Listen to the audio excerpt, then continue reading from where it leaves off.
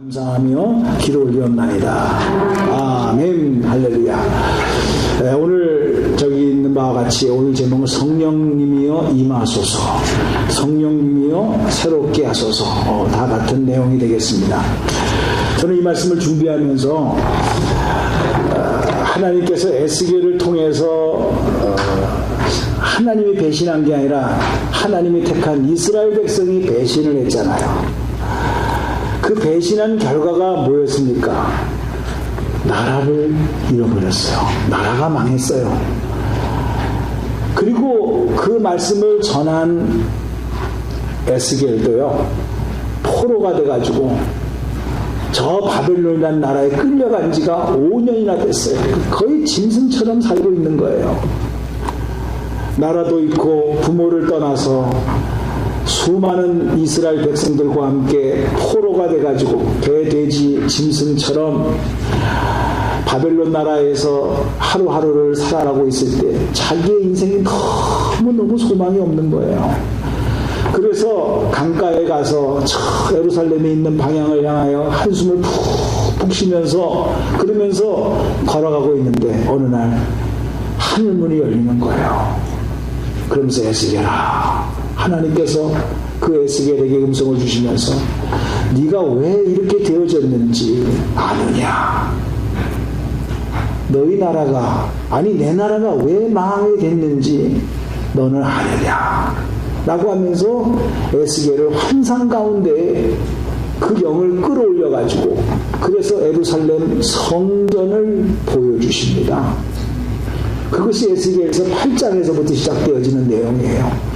거기서부터 그 성전 안에서 하나님 아버지 앞에 예배를 드리고 경배해야 될 이스라엘 백성들이 하나님을 경배하지 아니하고 우상을 섬기고 가증한 것을 갖다 놓고서 거기다가 절을 하고 제사장들도 타락하는 모습을 다 보여줍니다. 8장, 9장, 10장, 11장까지. 그래서 이 백성이 내가 참고 선지자를 통해서 돌아오라라고 회개의 메시지를 전했지만 오히려 그들은 그 선지자를 죽여버렸다. 그 결과 하나님의 영이 성전에서 떠났고 그 결과 바벨론이 이스라엘을 침략해서 성전이 무너졌고 이스라엘 백성이 포로로 끌려가서 이렇게 짐승처럼 살게 된 결과가 이거다. 이렇게 보여주고 있는 내용이 8장에서부터 11장까지의 내용입니다. 그런 가운데에서 11장 17절과 21절은 그런 가운데서 하나님께서 불쌍히 여기셔가지고 한 가닥 소망의 메시지를 중간 부분에 던져주는 내용이 되겠습니다. 자, 저는 이 내용을 가지고 성령이여 임하소서, 성령이여 우리를 새롭게 하소서라는 제목을 가지고 함께 은혜를 나누기를 원하는데, 가만히 이 내용은 우리와 별거 아닌 것 같지만 똑같더라고요. 이 시대 2015년 우리 9월 이 달에 살고 있는 여러분이나 저나 똑같은 상황 속에서 하나님께서 동일하게 주시는 메시지다, 이렇게 생각을 해보면서 말씀을 준비했습니다. 생각해보면 여러분이나 저나 하나님께서는요, 이 땅에 살도록 여러분의 생일이 있잖아요. 그 생일날 이 땅에 태어나게 하셨어요. 그런데 우리가 어느 날 하나님을 알게 되어졌어요. 그 순간 우리는 깨달았어요. 그냥 부모님이 사랑해서 나를 낳은 게 아니라 하나님의 계획이 있어서 나를 이 땅에 보냈다. 그리고 하나님의 어떤 뜻이 있어서 나를 이 땅에 살고 있는 동안에 할 일이 있다. 이것을 우리가 흔히 말해서 사명이라고 말합니다. 하나님께서 우리에게 맡겨주신 사명은 이 땅에 살면서 예수를 만나는 것으로서만 끝나는 것이 아니라 이제 너희가 이 세상에 나가서 빛과 소금의 역할을 하면서 세상과 똑같이 살지 말고 구별되어서 살아라 라고 하는 하나의 사명을 주신 것입니다. 이거를 사도 바울은 로마서 12장 2절에서 너희는 이 세대를 본받지 말고 오직 마음을 새롭게 함으로 변화를 받아라. 그래서 변화를 받아서 하나님의 선하시고 기뻐하시고 온전한 뜻이 무엇인가를 분별하도록 하라. 라고 우리에게 주신 귀한 메시지가 있습니다. 우리는 부족하지만 이 세상에 살고 있는 많은 사람들과 같이 똑같이 살고 있는 부분들이 참 많습니다. 우리가 예수를 믿는다고 해서 먹지를 않습니까? 옷을 안 입습니까? 잠자지를 않습니까? 다 비슷한 게 너무너무 많아요. 안 믿는 사람하고.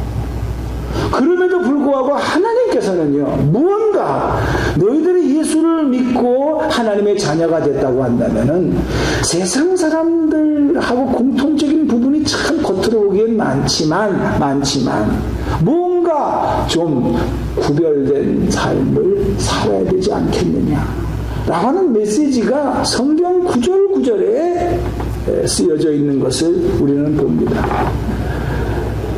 이거는 예수 그리스도 안에서 저와 여러분을 하나님의 자녀로 삼아주신 것과 똑같이 하나님께서는 그 옛날 구약시대에 이스라엘 나라라고 하는 백성들을 택하시고 너희들이 하나님을 잘 믿음으로 말미암아 이방 나라들에게 이렇게 하나님을 잘 믿고 하나님을 의지하니까 하나님께서 복을 주시고 그리고 창대케 해주신다는 것을 보여주시면서 하나님을 잘 믿도록 해라 라고 사명을 주신 백성 국가가 이스라엘 백성이요 이스라엘 국가였다 이거예요.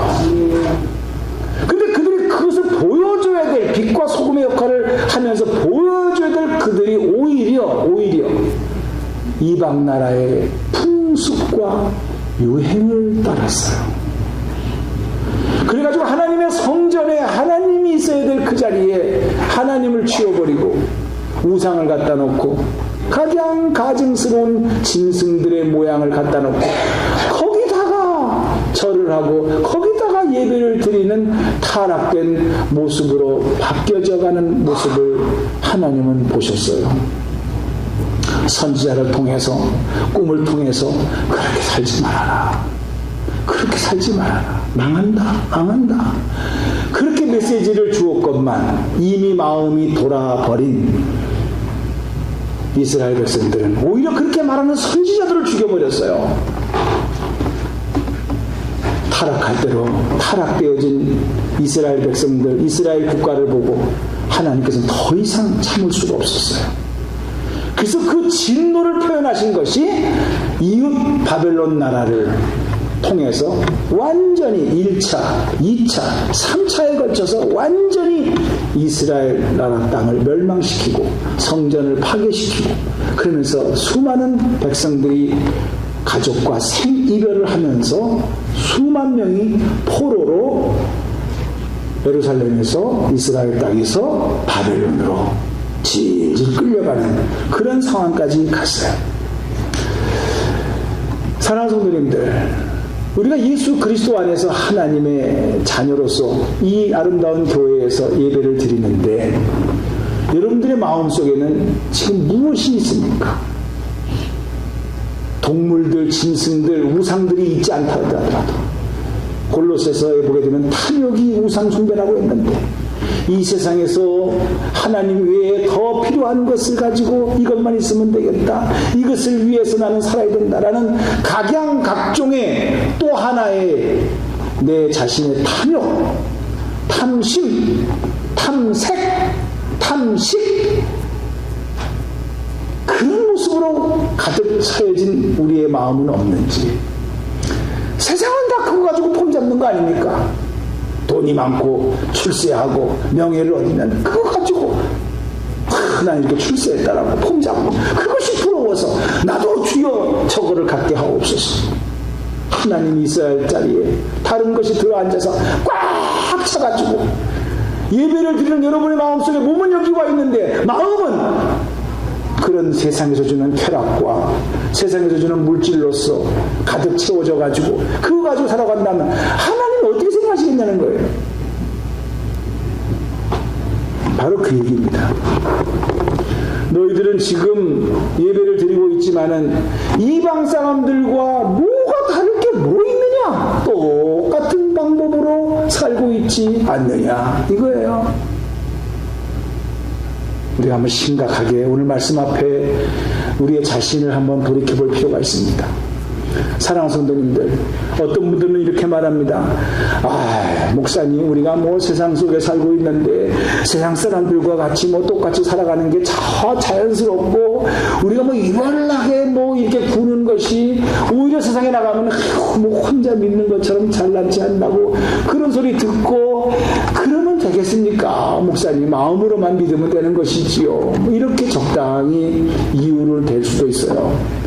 그럴듯하게 들리는데 가만히 보니까 그런 것이 아니더라고요. 따라서 합시다. 예수 안에서 구별된 삶은 우리만이 누리고 있는 매력이다. 저는 매력이라는 단어를 생각해냈어요. 매력이에요. 세상에서 청춘 남녀가 연애할 적에 뭔가 모르게 저 사람들 매력이 끌려, 이런 게 있지 않습니까? 뭔가 모르게 끌리는 거, 이거를 매력이라고 말합니다. 그래요. 우리가 뭐 세상 사람들까지 똑같이 산다고 한다면 뭐하러 예수를 믿어요? 근데 그 귀한 보화와 같은 예수 그리스도 우리가 만났고 그분의 인격을 닮아가는 순간에 나도 모르는 사이에 내 속에서 이 풍기는 매력이 있어요. 이거를 보여주라는 거예요. 이게 아무나 갖고 있는 것이 아닙니다. 아무나 갖고 있는 것이 아닙니다. 예수님만이, 예수님을 닮는 사람만이 가지고 있는 영적인 신령한 매력입니다. 매력. 저는 그렇게 표현하고 싶어요. 그 매력을 보고 세상에서는 육신의 매력을 보고 따라가듯이 우리에게는 영적인 매력을 가지고, 야, 나도 한번 인생을 살아가는데 저렇게 한번 살아봤으면 좋겠다. 뭔가 끌리는 거거든요. 이거는 나를 따라오라 이렇게 말 안 해도 매력이라고 하는 것은 저절로 마음이 끌려가는 것을 매력이라고 하지 않습니까? 반드시 그것이 있다는 사실을 믿으시기 바랍니다. 그래요. 우리가 겉으로 보기에는 같이 먹고 같이 웃고 같이 울고 뭐 옷 입고 뭐 사는 스타일이 비슷한 것 같지만은요, 우리가 영적으로 딱 분별해 보면은 이거는 아닌데 라고 하면서 자매님, 언니, 이모, 동생 다 좋아. 근데 이거는 아니지. 이렇게 살면 안 되지. 우리가 여기까지 와서 이런 짓 하고 살면 안 되지. 정확하게 말할 수 있는 no, 아니면 아니요 라고 말할 수 있는 매력이 있기를 주님의 이름으로 축복합니다. 축복합니다. 그 한마디에 얼마나 우리 하나님이 기뻐하실까. 네가 진짜 예수 믿는 사람으로서의 매력을 나타내고 있구나, 이런 복된 말이 들리게 될 줄로 믿습니다. 우리 하나님께서는 이스라엘 백성들에게 참 혹독한 시련을 주셨습니다. 나라를 잃어버렸습니다. 여러분요. 여러분, 나라를 잃어버리면 누가 건강을 잃으면 다 잃는다는 말이 있듯이 나라를 잃어버리게 되면 나라 안에 있는 모든 부동산을 다 잊어버리는 거예요. 부동산이나 부동산은 내 것이 아니에요. 나라를 잃어버렸는데 뭐 부동산이 뭐가 가치가 있습니까? 집 무슨 뭐 가치가 있습니까?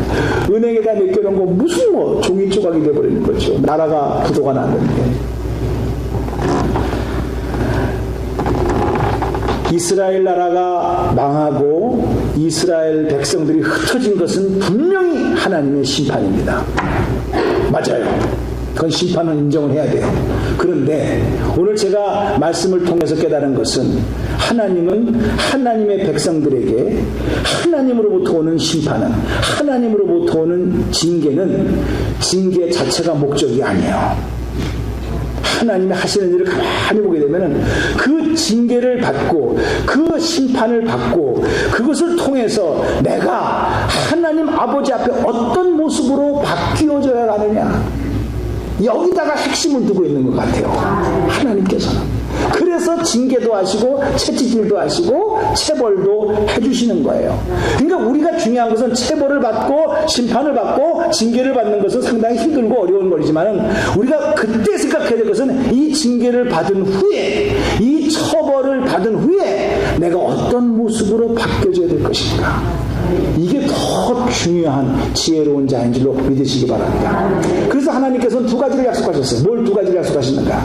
특별히 회개하고 오는 이 처벌의 의미와 이 징계의 의미를 깨달은 이스라엘 백성들에게 두 가지를 약속하셨는데 제일 첫 번째가 16절에 나와 있습니다. 16절을 우리 읽지 않았습니다만은 11장 16절을 보게 되게 되면 이런 말씀이 있습니다.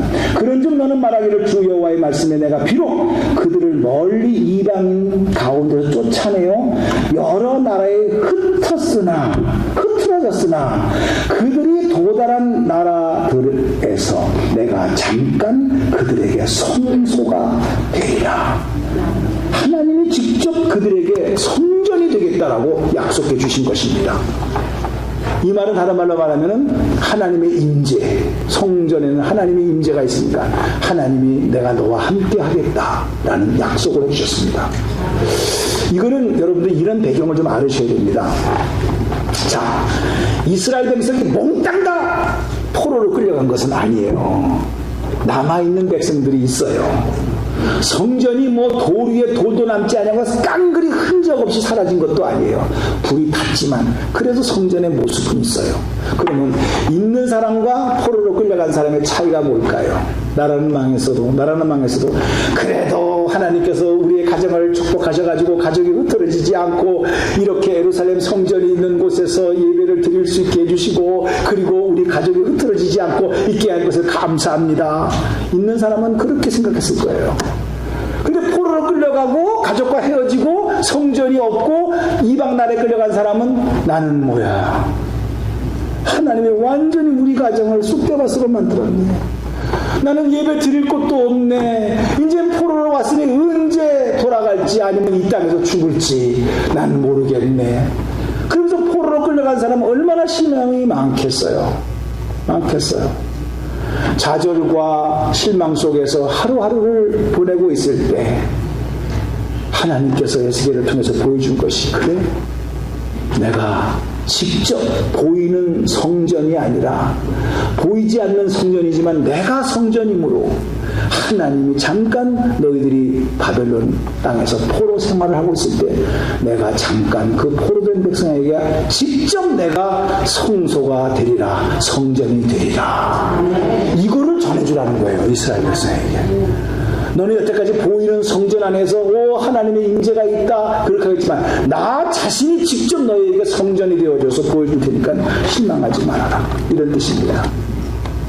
사랑하는 성도님들, 우리도 똑같이 어려움을 당할 때, 특별히 다른 사람보다 더 어려움을 당할 때는 은근히 섭섭한 마음이 있는 거예요. 이걸 현재식으로 적용을 해보면은 아니 그래도 저 사람보다는 내가 그래도 열심히 한 것 같은데 왜 나에게 특별히 이렇게 더 어려움을 줄까?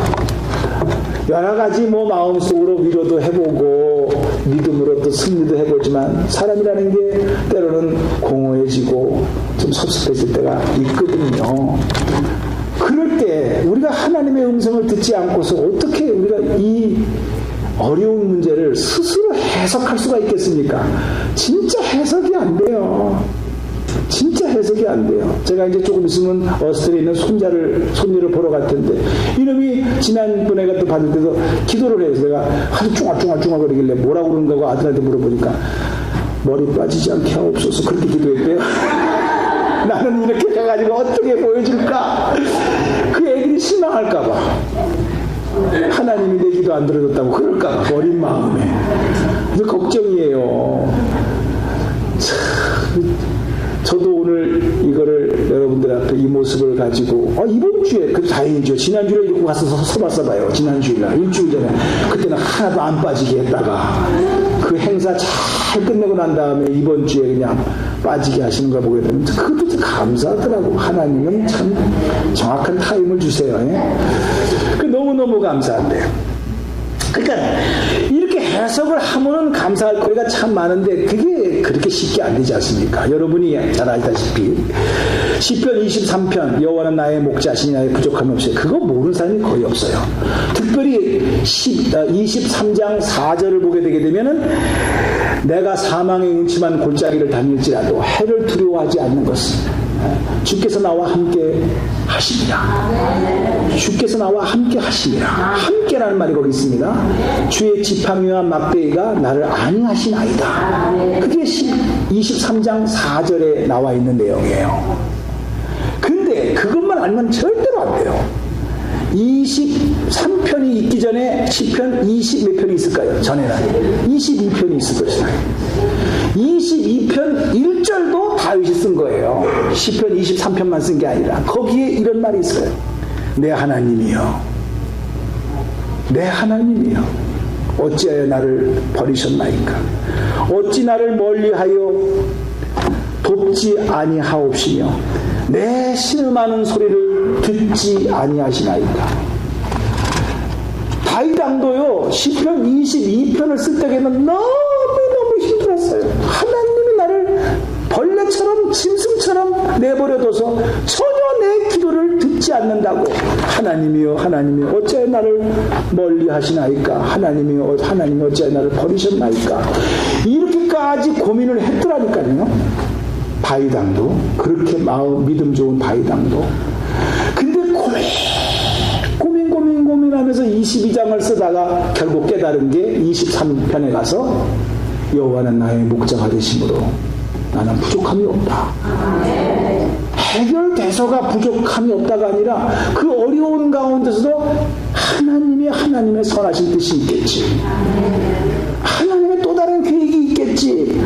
그의 지팡이와 막대기가 내가 사망의 음침한 골짜기를 다닐지라 나와 함께 계시면은 나는 괜찮다. 이런 결론이 23편에 나오기까지 22편에 하나님이여 나의 어찌나 버리시나이까? 라는 그 숨이 꽉꽉 막히는 간절한 기도가 있었다. 그거를 다윗은 성령의 도우심으로 올바로 깨달았다는 거지요. 하나님이 나와 함께 계시는 사실을 믿으시기 바랍니다. 여러분이 어떠한 형편과 처지 속에서도 우리 하나님은 변하지 아니하시고 약속한 백성들을 향하여 내가 직접 너에게 성전이 되어주겠다. 걱정하지 말아라. 보이지 않더라도 내가 너에게 성전이 되어주겠다. 말씀하시는 하나님이심을 믿으시기 바랍니다. 두 번째로 약속은 17절에 나와 있는 약속입니다. 하나님께서 반드시 지금은 네가 포로로 남의 땅에 가 있지만 돌아와 너의 조국, 너의 모국 땅에 들어가게 할 것이다. 회복의 메시지를 17절에 보여주고 있습니다. 17절을 보게 되면 너는 또 말하기를 주 여호와의 말씀에 내가 너희를 만민 가운데에서 모아 너희를 흩은 여러 나라 가운데서 모아 내고 이스라엘 땅을 너희에게 주리라. 당장 된 것은 아니지만 물론 70년이라는 세월이 흘렀다라는 것을 우리는 압니다. 70년 후에 있을 일을 미리 말씀해 주는 것이요. 바로 이것이 우리의 소망입니다. 당장은 지금 아파요. 당장은 지금 돈이 없어요. 당장은 지금 어려워요. 맞아요. 그런데 언젠가 하나님의 택한 백성들을 향하여 하나님께서 반드시 때가 참에 회복을 시켜주신다, 돌려주신다. 이 약속을 하신 이가 하나님이심을 믿으시기 바랍니다. 이거를 사도 바울이 깨닫고 사도 바울은 빌립보서 1장 6절에서 너희 속에 착한 일을 시작하신 이가 그리스도의 예수의 날까지 이루실 줄을 우리가 확신한다. 이렇게 사도 바울은 시작하신 이가 예수님이시란 말이죠. 그러니 그분이 그날이 될 때까지 반드시 다 이루어지게 될 것이다. 그러니까 뭐라고 해요? 뭐 걱정하지 말아라 이 말이에요. 너희들이 돌아오게 될 것이다. 그러면 지금 돌아오게 되면 당장 돌아오게 하시지 왜 70년의 세월을 늦추십니까? 우리야 뭐 70년이 아니지만 이 당시에는 몇 년이 될지 모르는 상태 속에서 말만 하시면 뭐 하십니까? 이럴 거 아니겠어요? 여기에 아주 중요한 오늘의 포인트가 있습니다. 제가 이걸 깨닫고 감사했어요. 자, 이걸 한번 생각해 보세요. 아이들이 잘못했어요. 그 엄마가 매를 듭니다. 때리면 아프죠. 그러면 애들은 진짜 마음이 잘못해서가 아니라 내가 아프니까 얼마 잘못했어요 하고서는 이제 매달립니다. 그러면 엄마가 이제 매를 멈춰요. 그리고 나면 애가 바뀌어집니까? 해 하고 또 그러고 나중에 또 그러는 거예요. 이거는 애가 진심으로 변한 게 아니라 내가 무서워서 그냥 빨리 립 서비스를 한 거예요. 립 서비스. 안 하겠다. 그 엄마가 매를 멈출 거니까. 육신의 엄마는 속아요. 근데 하나님은 안 속아. 하나님은 안 속아. 하나님은 그걸 기다리시는 거예요. 너희가 몸만 바벨론 땅에서 예루살렘으로 오는 그 회복을 원하시는 것이 아니에요. 마음까지 변화라는 거예요. 그 훈련 기간이 필요한 거예요. 마음까지 바뀌어라. 그러니까 집을 나간 둘째 아들, 누가복음 15장에서 나오는 둘째 아들, 돌아온 탕자, 이게 너무나 잘 아는 얘기인데, 배고파서 왔다. 그거는 회개가 아니에요. 돼지가 먹는 음식도 못 먹어서 너무나 배고파서 우리 아버지 집의 종들은 이거보다 잘 먹을 텐데 내가 돌아가자. 그것을 위해서 왔다 그러면은 그거는 진정한 회개가 아니에요. 잘 읽으셔야 돼요. 그럼에도 불구하고 받아주신 아버지의 사랑을 강조한 것이지 절대 둘째 아들이 회개하고 돌아왔다는 말이 없어요. 배고파서 왔다 그랬지. 그런 마음인데도 하나님은 돌아온 아들 그 자체를 보시고 다 속아주시면서 금가락지를 껴라, 살찐 송아지를 잡아라, 회개할 때까지 기다리시는 하나님이세요. 그만큼 마음까지 변해서 오기를 원하시는 하나님이셨다라는 거예요.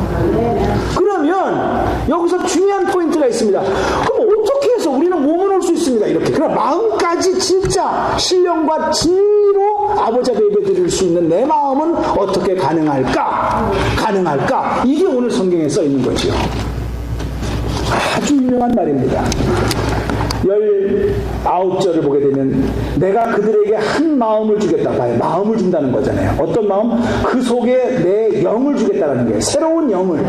이 새로운 영이 성령이에요. 그래서 그 몸이 돌 같은 마음을 제거하여 살처럼 부드러운 마음을 주겠다.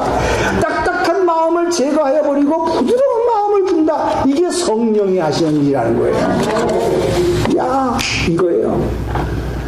그래서 인간의 말로 되는 것이 아니에요. 야, 저 사람은 언제 변할까? 언제 사람이 철들까? 자식을 키워볼 때 그 마음처럼 우리도 영적으로 어린아이들을 바라보게 될 때 언제 철들지? 그게 속을 생각할 때가 많은데 아니 어느 날 우리 사람이 바뀌어져 갖고 온 거예요. 이건 목사가 한 것도 아니고 누가 말해서 한 게 아니야. 성령께서 어느 날 어떻게 하는지 모르는데 성령께서 그 딱딱한 마음을 부드러운 마음으로 바꿔주셨다. 지금 그렇게 하신다는 거예요. 내가 그들에게 한 마음을 주는데 그 속에 새로운 성령을 주겠다. 그 몸에는 돌 같은 마음을 제거해버리고 살처럼 부드러운 마음을 준다. 그렇게 하는 것이 내 백성이 되고 나는 그들의 하나님이 된다. 성령이 하신다는 거예요. 성령이. 그 성령이 임하소서예요. 제가 성령이 나를 새롭게 하소서. 저도 이 교회에 와가지고 아마 수천 번 설교했어요. 제가. 근데 수천 번 듣고도 아직도 안 바뀌어지는 사람이 있는데 그건 내 잘못이 아니요. 그 사람이 성령의 감동을 아직까지 돌 같은 마음을 부드러운 마음으로 바꿔줘야 되는데 이게 안 바뀌어진 거야. 그럼 어떡하겠다는 거예요? 우리는 간도해야 돼요? 포기해야 돼요? 아니에요. 믿음은 무엇에서 난다고요? 들음에서 난다 그랬어요. 그러니까 우리가 할 수 있는 것은 내가 왜 자꾸만 안 바뀌어도 계속해서 말을 증거하고 또 같은 말을 해야 되고 또 뭐 이 책을 사서 봐라, 큐티를 사서 해라, 왜 자꾸만 하느냐? 그건 간단한 거예요. 성령께서 역사를 하시는데 어떻게 역사하시는가? 말씀을 통해서 역사한다는 거예요. 그러니까 나는 말씀을 딜리버리만 하는 거예요. 그 딜리버리를 하는 순간에 성령께서 그 말씀을 전하는 말을 사용하셔서 그 사람의 마음을 어느 날 성령께서 부드럽게 하시고 딱딱하게 하시고 기다리게 하시는 것은 성령께서 하시는 거거든. 그러니까 우리는 그것을 알지 못하니까 그건 성령께서 하시는 것이니까 우리는 그 말씀을 전하는 거예요. 사도 바울은 말했어요. 육신의 생각은 사망이요 영의 생각은 생명과 평안입니다. 육신의 생각이 있고 영의 생각이 있는데 육신의 생각으로 살아가는 사람은 사망이다. 육신의 생각은 하나님과 원수가 된다 그랬어요. 그거를 영의 생각으로 바꾸시는 것은 인간의 말이 아니에요. 성령께서 하시는 거예요. 단지 우리는 그 말을 전하는 것뿐이에요. 저는 지금도 전합니다. 예수님께서 말씀하셨어요. 육으로 난 것은 육이요 성령으로 난 것은 영이니 내가 네게 거듭나야 하겠다는 말을 이상하게 여기지 마라. 지금 우리는 딱딱한 마음으로 육의 생각으로 살고 있어요. 그것은 결국 육이에요. 그러나 거듭나지면, 성령으로 거듭나지면 이 육의 생각이 성령의 생각으로 바뀌어요. 바뀌어질 수 있다는 거예요. 성령께서 하신다는 거예요. 몸만 바벨론에서 이스라엘로 가는 것이 아니라, 이 말은 몸만 가정에서 교회로 오는 것이 아니라 내 생각이 바뀌어져서, 내 마음이 바뀌어져서 여러분의 가정에서 오늘 교회까지 오게 된 줄로 믿습니다. 그렇기 때문에 우리가 복음을 전하는 우리들도 이것을 가지고 이것이 소망이 되어져서 말씀을 증거하는 거예요. 여러분, 우리가 지금 전도팀이 나가서 전도를 했을 때 전도하는 것마다 막 예수를 믿었다 그러면 아마 우리 교회 벌써 새로 줘야 돼요. 이사 가야 돼요. 1부, 2부, 3부 예배 드려야 돼요. 그러나 그렇게 전했어도 우리 교회로 오지 않고 또 예수를 믿지 않는 이유는 우리가 하는 게 아니에요. 어느 날 그것이 씨앗이 되어져서 되는 거예요. 오해하지 말고 들으세요. 혹시 여기 계시는 분인지 몰라요. 옛날에 한참 우리 프리마켓이 잘 될 때, 장사가 잘 될 때 우리 전도팀이 가서 전도하고 막 그랬었어요. 저도 나가고 막 그랬어요. 그때는요. 그러면 뭐 프리마켓에 있을 때 거기 있는 가게 하시는 분들이 한국 사람들이 참 많았는데 매번 뭐 손님이 버글버글 되는 것이 아니고 그때가 있잖아요. 그러니까 그 한가할 시간도 있어요. 그 한가할 시간에는 뭐예요? 언니 이리 와봐. 그래가지고 앉아서 뭐예요? 동양화를 해요. 그 전도하러 갑니다. 서 있습니다. 응? 왜요? 목사님도 모르죠. 왜요? 재밌으세요? 재밌대. 심심한데 아주 시간도 잘 가고 좋대. 샌안토니오에 다니는 서정구 목사입니다. 예? 목사님이세요? 전혀 상관없어요. 계속 하면서 동양화를 하면서. 그랬어요? 일 보세요? 그랬어요. 그럼 잘 많이 치시고 재밌게 치시고 예수 믿고 교회 나오세요. 그렇게만 하고 왔어요. 근데 어느 날 몇 년이 지난 다음에 우리 교회에 앉아있어. 제가 한 거예요? 아니에요. 성령께서 하신 거예요. 어느 날 그게 이렇게 살면 안 돼요. 본인도 알아요. 미국까지 와가지고 내가 동양화를 왜 보냐 같으면 서양화도 하면 내가 이해가 가. 아직도 동양화를 가지고 미국까지 와가지고 그걸 인생의 낙으로 삼고 있다 그러면은 너무너무 지금 자기 자신이 너무 부끄러운 거 아니겠어요? 미국까지 와가지고 그것이 좋다고. 성령께서 만져주시면은요 하루아침에 옛날에 지나간 얘기고 한번 해서 이것만 끝나겠습니다. 한 번은 잘 우리 교회 믿던 사람이 안 나와. 믿던 사람이 이번에 안 나오는 거예요. 소문을 들어보니까 모여서 동양화를 한다는 거야. 그래서 제가 새벽제에 나가서 울면서 기도했습니다. 주여 대판 싸움이 나게 하옵소서. 다시는 거기까지 않게 하옵소서. 대판 싸움이 나서. 이야, 하나님이 그 다음날 응답해 주시대. 그 다음날 대판 싸웠대. 얼마나 이 여자가 열받았는지 여기가 터질 정도로. 진짜요. 뇌 여기 뭐가 터졌대요. 그래가지고 쓰러졌대요. 얼마나 열받았는지. 이야, 하나님이 그거 되게 빨리 응답해 주시대. 근데 그다음부터 그렇게 말 안 합니다. 왜 또 터지면 어떡해요? 또 머리가 터질 정도로. 근데 하나님한테 대파라던 어떻게 그 다음날 바로 응답을 해주시는지 몰라요. 저는 기도했기 때문에 야, 하나님께서 응답하셨구나. 자, 여러분, 천국의 삶이라는 거 우리가 이 땅에 죽어서 가는 천국의 삶이 있는 반면에 이 땅에서도 천국의 삶이 있는 줄로 믿습니다. 이 땅에서 천국의 삶은 하나님의 영광이 가득 켜져서 내 몸에서 그 영광이 빛이 나는 것, 이거 천국의 삶이에요. 천국의 삶이 또 뭡니까? 성령께서 충만하게 역사하셔서 그 성령이 하시는 대로 움직이시는 삶, 그건 진짜 구름에 달 가듯이 붕 떠서 가는 그런 기분이에요. 이거 진짜 멋있는 거예요. 난 세상에 이렇게 좋은 게 없어요. 하나님의 영광이 임재하는 그런 모습, 성령이 충만해져 가지고 나 성령에 의해서 움직여지는 나의 모습을 바라볼 때 이것이 천국의 삶이고, 이게 별거가 아니더라고. 요한 고린도전서 3장 16절에 너희는 너희 몸이 성령이 거하시는 성전인 줄 알지 못하느냐. 성령이 거하신다네, 내 몸에. 이게 성전이라네. 얼마나 고맙고 얼마나 감사하지. 그것을 여러분들이 더럽히면 되겠습니까? 하나님의 성전인데 내 몸이. 여러분들이 이 시간 성령이여 임하소서, 반주자가 나와야 되는데 연락을 했나. 이 찬송을 기도하면서 준비하지 않았습니까? 우리가 구할 것은 성령님이 나를 만져주시고 성령님께서 나를 끌어안아 주시고 성령께서 해주실 것만이 가능할 수 있음을 믿습니다. 주여, 오늘 이 시간에 그 성령을 초청하오니 나의 영혼과 나의 몸을 사로잡아 주셔서 주의 은혜로 승리하게 하옵소서.